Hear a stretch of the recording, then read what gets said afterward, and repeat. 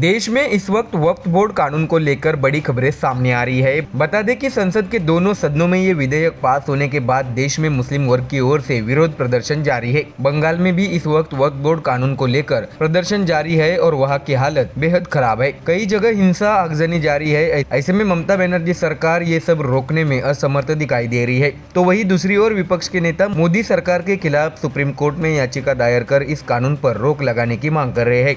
Kapil Sibal, Abhishek Manu Singhvi supreme court में विपक्ष का पक्ष रखते हुए कानूनी लड़ाई लड़ रहे हैं। हालांकि सुप्रीम कोर्ट ने सिब्बल को जबरदस्त झटका दिया है।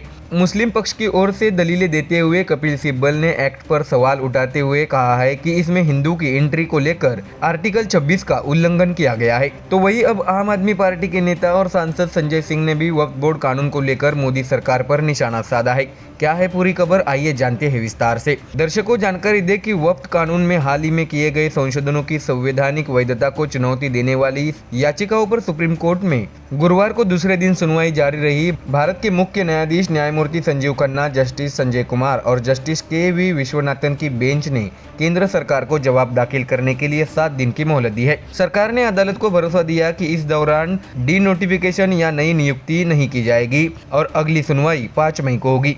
ऐसे में दर्शकों, इस कानून पर लगातार से राजनीतिक प्रतिक्रिया सामने आने लगी है। अब आम आदमी पार्टी के राज्यसभा सांसद संजय सिंह ने केंद्र की नरेंद्र मोदी सरकार पर निशाना साधते हुए सोशल मीडिया प्लेटफॉर्म एक्स पर लिखा है कि वक्फ संशोधन बिल पूरी तरह गैर संवैधानिक है। यही बात मैंने जेपीसी के समक्ष और सदन में भी उठाई थी। सुप्रीम कोर्ट ने केंद्र सरकार से जो सवाल किए हैं उसका कोई जवाब मोदी सरकार के पास नहीं है। अभी भी वक्त है। मान लो ये देश बाबा साहेब के लिखे संविधान से चलेगा, किसी मोदी के फरमान से नहीं। दरअसल दर्शकों, ये जानना जरूरी है कि अगर संसद के दोनों सदनों में विधेयक बहुमत से पास होता है तो फिर देश का विपक्ष इस पर राजनीति क्यों कर रहा है। क्योंकि विपक्ष को भी मालूम है अगर उनका वोटर वर्ग इससे नाराज हुआ तो आने वाले चुनाव में विपक्ष को हार का मुंह देखना पड़ सकता है। ऐसे में आम आदमी और कांग्रेस के नेता मोदी सरकार पर निशाना साधने में लगे हैं। ऐसे में बौखलाए आप सांसद संजय सिंह अब अजीबोगरीब बयानबाजी करने में जुटे हैं।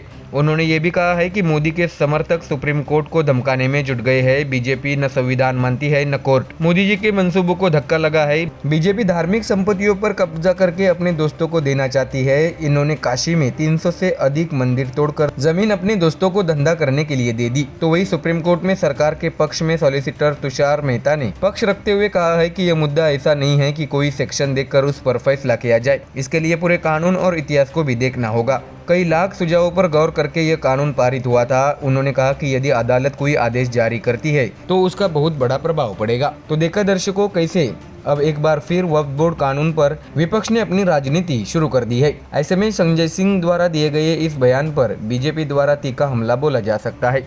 Bureau report, MDR news.